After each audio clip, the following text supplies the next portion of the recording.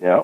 It tells me that, he knew that there's something out there. And why would they want to create a force to protect Earth unless they were worried about something? Yeah. Well, I think that kind of was a soft disclosure, because it's just my belief.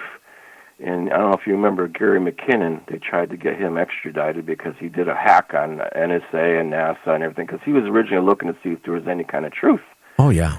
The stuff on UFOs. And what he found out that was that there is a Space Force, and there are ships, and there are crews, and their names, they're already there. And this was way back in, I think, 2012. So I think this president is kind of trying to cover up. Cat out of the bag because he might have to for some reason. There, as we had said before, that something is coming. Something is not that far away. I don't know how far, but I can feel it. Something will happen, and I think this is kind of a slow prep. I think it is because, like I was telling you again before we went on, I mean, look at all the trade war going on right now with the terrorists with China. We got Korea. We got the wall. Okay, why are we thinking about the wall when we should be working on our grid system? Because if we got anything strange, it would take out the whole grid system, and we're not going to get that back up right away. But no, they're trying to take people's minds off of other things. And I think disclosure happened when we landed on the moon, and Armstrong said, "Look at those ships. They're bigger than anything we have. I never seen anything so big." And that was disclosure. Oh yeah. But not that many people know about that, and then you got all these people that are saying the Earth is flat, and of course we never were there, which I know is baloney. That's the other thing is one of my excursions, and these were the ones that looked exactly like us. I was up on a ship, and it was, I would say, I guess a low orbit, medium orbit. Well, anyways, they took me onto what kind of looks like a bridge, kind of like a Star Trek thing, but a lot cleaner, a lot nicer. They made. At first, I thought it was a window. I mean, this thing was huge. But I think what really happened was they have the ability to make the material translucent. They opened up the whole side, and I could see the Earth. I mean, I could see. The Earth is huge, and that's why I say I think it must have been a low orbit, but from one side to the other. It literally took your breath away. It was like a horizon, but I know the Earth is round because I saw it. And then they asked me if I would go with them, and I said, it took me a second because I was like, wow. I mean, first I was blown away by seeing this because you can see pictures of the Earth, but until you really see it, the color is so vibrant, and to this day I can still feel that feeling. But then I said to them, I can't. I've got children, and that was the end of that. But I did see the Earth from space. So, I mean, all this stuff about the Earth being flat, it's not true. And we've been to the moon, and that's true. And there's things that go on in the moon, and that's true. This, I mean, the universe and universes and the multiverse, it's a gigantic thing to delve into. I could spend several lifetimes, and I probably will, of delving into all the things that actually go on. It's absolutely mind-boggling. But then there are people who try to put things into little cubbies and cubes and saying, no, it's not this, not that. But getting back to the original idea is that, yeah, I think something is coming because, as you stated, that we're having a rollout. A lot of information seems to be coming out all at once, bit by bit. I think it's because they need people to assimilate, and they're trying to give people time to assimilate. I don't think, again, I'm going to be honest with you. I have had so many freaking guests on my show through the years, and this is the magic word, and I know James out there is listening, and I know that Karen and Pamela are out there listening. They're probably going to hear this, what my famous ramp going on right now. It is the warm, fuzzy, give-off orb thing. Okay, I get these guests on it that say they're here to protect us.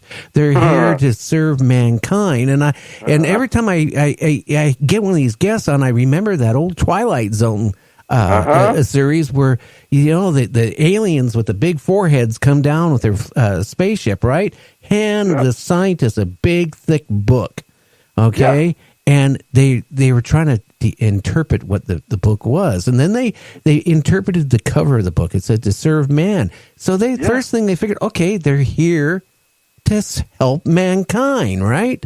Yeah. Well, at the end of the show, as this one scientist gets selected to go to their planet, which now the airports are all covered with UFOs. You don't see airplanes anymore, and everybody's going because they're going on because they were picked to go to this planet, right? Right. This lady, his assistant, comes running as he's going on board, right? And says, "Don't get on the spaceship. To serve man is a cookbook." Yeah. And that, with some of the information like Mary Joyce has said and other people I've had on my show, there is some species out there that look at us like the same way we go out and go hunting for deer. The same way we process cattle, right, and raise cattle to slaughter. Maybe with all the people who's gone missing, and there are so many people going missing worldwide. I'm not talking about the national forest system, which is crazy about how many people have gone missing in 80-some years there. But I'm talking worldwide. People live in cities. People live out in the country. Just totally disappear. No record of them. No nothing. No, they just, the FBI, the police, they just can't find out where they went. No. Well, when I have people, you see my stuff on Facebook, and I usually will only talk when I'm on Messenger. I don't really try to post stuff because it raises red flags with other people that are monitoring that. But I give the advice that if you see something in the sky, don't get out of your car. Don't get out of your house, because you don't know what that is, and you're safer that way. And I said, whatever you do, do not shine a flashlight, because for whatever reason that is, that's like a come get me sign. Oh, yeah. Give me permission. And these groups of people do it. I'm going to tell you a little quick story. When I was like 13 years old, there was a place up in Washington called Camano Island. It's a campground, and out on the other side of there is the ocean, and fishing boats and ships would go back and forth. And there was a kind of light buoy out there. So me and my 4 or 5 friends, we were, like I said, around 13. One of them managed to bring alcohol.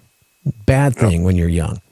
Okay, but we had this big, my parents were gone. They took us there and, left us for the weekend for we could go camping.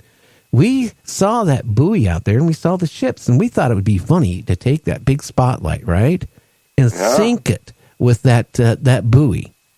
Yeah. Well, we ran a fishing boat on ground, and boy, I tell you what, I got my ass beat like you wouldn't believe the next morning by my parents, because my parents had to come and get us from the Rangers. They had us locked in a room. They were very unappreciative of what we did. So now you got these people, right, that go out to like Mount Adams and all these other places, right? And they have their high-powered lasers, and they see a UFO, and they're flashing at the UFO. Yeah, bad move. Well, how do you know that is a friendly UFO there? And they might not like you doing that. And hey, there we go. There's our dinner tonight. Yeah. I mean, I don't know if they don't like that. I think they will like that, because you just got their attention. And like I said, for some reason, again, like I said, something in the back of my mind has answers, and I don't always know why. But that is kind of like an intergalactic sign to come down. So it's one of the things you don't want to do. I mean, I've gotten lots of experiences. If there is an invasion or a mass sighting, do you know what I'm going to do? I will not be the first one to run out. I will not be out with my camera. I'm going to sit tight, because I want to see what they're going to do. You've got to really look at this, because this thing could have catastrophic results. I suppose it could be the best thing since sliced bread, but my insides are telling me no, that's not going to be the case. So you need to be cautious about all this because there's too much. I mean, we have a hard time dealing with our own politics. Never mind intergalactic, what's actually going on. Is this planet up for sale? Are we a meat market? You know, it's endless. I mean, I know we're a market for, you know, DNA. This is Pickens. Oh, that was another one. I told you, I got a lot of different stories. I was on this very, very cramped ship. The other ships I've been on are pretty much spacious, at least the way I can kind of assume it. And this was the nastiest little thing that in my experiences that I've had. And it really, really pissed me off. This thing looked it was hairy, it was small, it did not look like a gray, it kind of almost looked like a pig. It's like a cross between a man, a boar, a pig, but the thing was only like, I don't know, 3 or 4 feet tall, but it was red hair. And it had kind of a suit on, and he was sitting, and I'm just standing there, and I'm not sure why and see, now I'm standing here. I didn't think about that. Now, most times I'm laying down or I'm sitting or floated somewhere. But he was doing a question and answer thing with me, and he asked me, he says, why do you let us take your women? That infuriated me to no end. And I remember telling him, point blank, I said, like we have a choice. And I was so mad because of his arrogance and the fact that they could do this. But I don't know if that was something key to see what my reaction would be, you know, to invoke a response. But I remember that really stuck out. I mean, my other experiences were not really unpleasant, but that was unpleasant. That was like really rubbing my face in it. And what a strange question. What did this humanoid look like? Did he look like a typical gray or different? No. It was different. It was short. He was hairy. It was kind of like a reddish hair. He had a face that kind of looked like a pig. It was an upturned nose. It was a little kind of eyes. It was not typical to anything. I've only seen this thing once, and I hope to never see it again because it was such a really. I still can feel that. I was just, if I could have punched the thing, I would have, because, you know, why do you let us take your women? I mean, he said it with such smugness. You know, it's like and that's what I said. I said, like, we really have a choice. I mean, he had kind of a gray kind of suit. And like I said, the other thing I noted inside the ship, it was cramped. But it was probably cramped because he wasn't very big. I mean, he was, I don't want to say tiny, but not much more than, like, say, a 6-year-old child, maybe. But very hairy and very much with attitude. So that was another thing. So as we talk on, the more things come back to me. But, yeah, that was one of the more odd ones that I've seen. And I have seen what they call a reptilian, and they're nasty as well. And well, some people say they're more gentle and kind towards humans, but I don't know. You know, seeing drawings of what they supposedly look like, I just don't see how they would even associate us as a living being because they're so opposite of anything humanoid. Yeah, well, the humanoid in the fact that they have arms and legs, but they have a weird structure from the knee down, the back of the calf to the foot. You've seen what a horse's back leg looks like. You know that the way that kind of stretches that tendon there? Yes. It looks like that, except everything is scales, and the scales are not tiny scales. They're big scales. And it's kind of, I think, like a brownish green. And they are muscular, just like what people describe. And it kind of, I got an air of they definitely feel they're way above us. We're sub to them. And I also, that's the other reason I came out there, is I want to get rid of some certain stereotypes and certain inaccuracies, at least from what I've seen. This thing, you've heard of shape-shifting? Oh, yes. Okay, well, they shape-shift only because it's in your mind. It's like in Star Wars, a Jedi mind trick.